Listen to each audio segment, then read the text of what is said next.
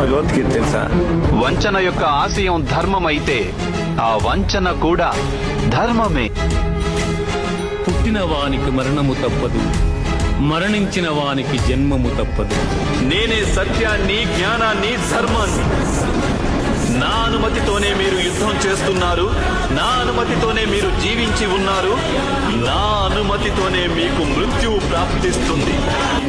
ఏ కాలమున ధర్మమునకు హాని కలుగును, అధర్మము వృద్ధి నొందును.